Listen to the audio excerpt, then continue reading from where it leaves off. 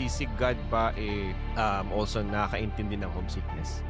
I'm sure na naiintindihan ng ni God yung mga pinagdadaanan natin sa homesickness. At kasi naman, I believe that God is really all about home and family, you know, and isa yun sa mga design ng heart niya.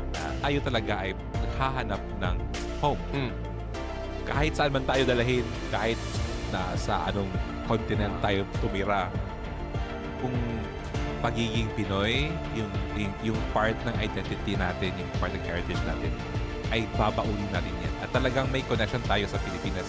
Kahit kahit anong mangyari doon, hindi talaga, it will stay with us.